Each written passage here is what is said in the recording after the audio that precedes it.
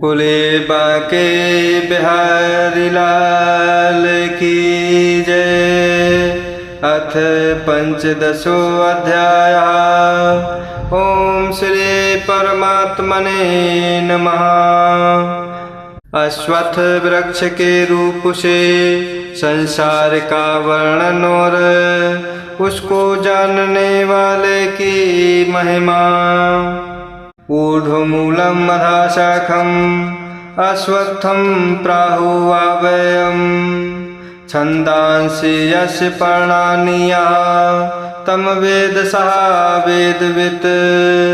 उसके पश्चात प्रभु श्री भगवान फिर बोले कि हे अर्जुन, आदि पुरुष परमेश्वर रूप मूल वाले और ब्रह्मा रूप मुख्य शाखा वाले, जिस संसार रूप पीपल के वृक्ष को अविनाशी कहते हैं तथा वेद जिसके पत्ते कहे गए हैं, उस संसार रूप वृक्ष को जो पुरुष मूल सहित तत्व से जानता है, वह वेद के तात्पर्य को जानने वाला है।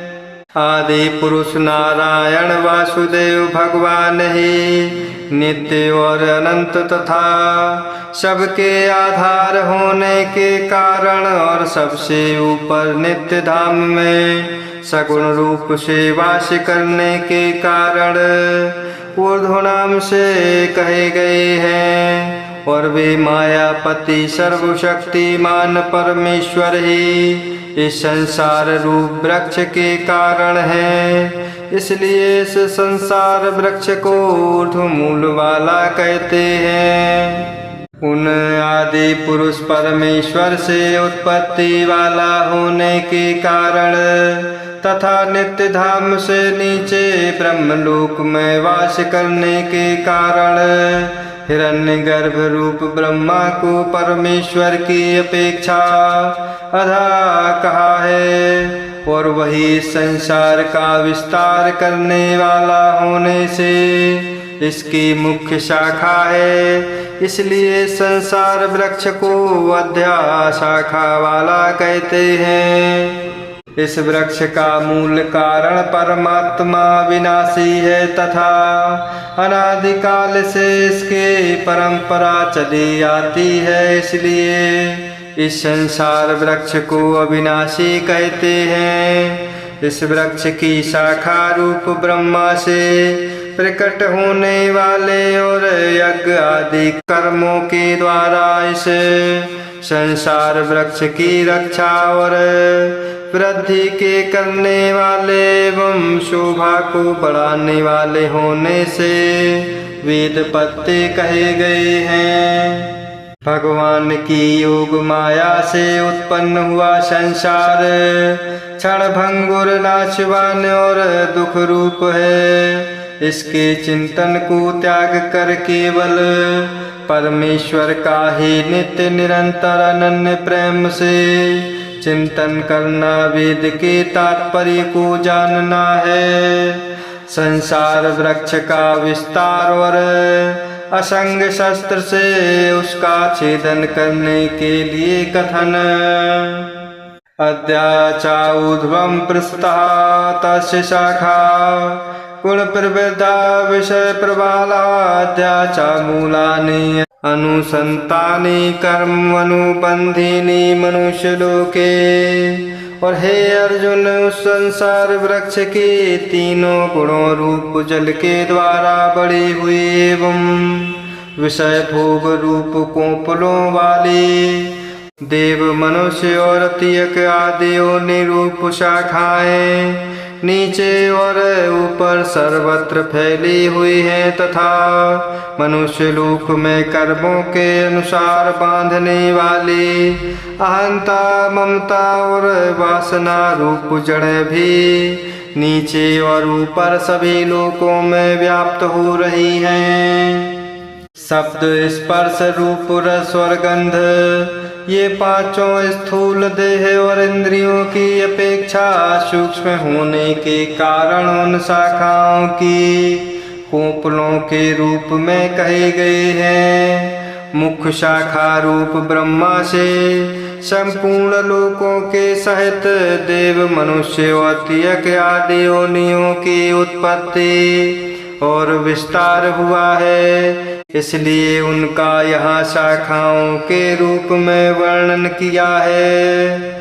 अहंता, ममता और वासना रूप मूलों को केवल मनुष्य योनि में कर्मों के अनुसार बांधने वाले कहने का कारण यह है कि अन्य सब योनियों में तो केवल पूर्वकृत कर्मों के फल को भोगने का ही अधिकार है और मनुष्य योनि में नवीन कर्मों के करने का भी अधिकार है।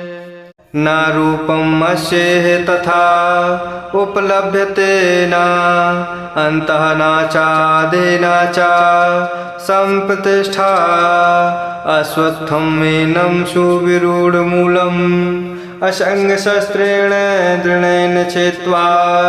परंतु इस संसार वृक्ष का स्वरूप जैसा कहा है वैसा यहाँ विचार काल में नहीं पाया जाता, क्योंकि ना तो इसका आदि है और ना अंत है, तथा ना इसकी अच्छी प्रकार से स्थिति ही है। इसलिए इस अहंता, ममता और वासना रूपवती दृढ़ मूलों वाले संसार रूपी पल के वृक्ष को दृढ़ वैराग्य रूप शस्त्र द्वारा काट कर इस संसार का जैसा स्वरूप शास्त्रों में वर्णन किया गया है और जैसा देखा सुना जाता है वैसा तत्व ज्ञान होने के पश्चात नहीं पाया जाता।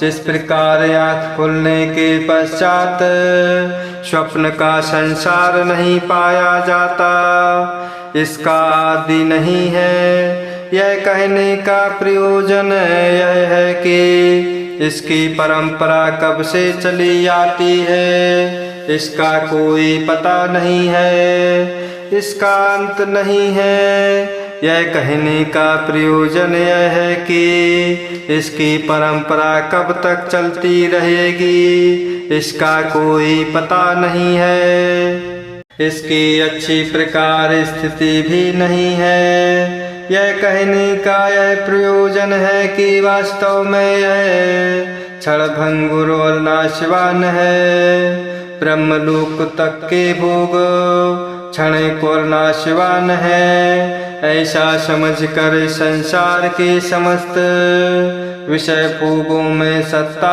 सुख, प्रीति और रमणीयता का ना भासना ही तृण वैराग्य रूप शस्त्र है। स्थावर जंगम रूप यावन मात्र संसार के चिंतन का तथा अनादिकाल से अज्ञान के द्वारा दृढ़ हुई अहंता, ममता और वासना रूप मूलों का त्याग करना ही संसार वृक्ष का वांतर मूलों के सहित काटना है।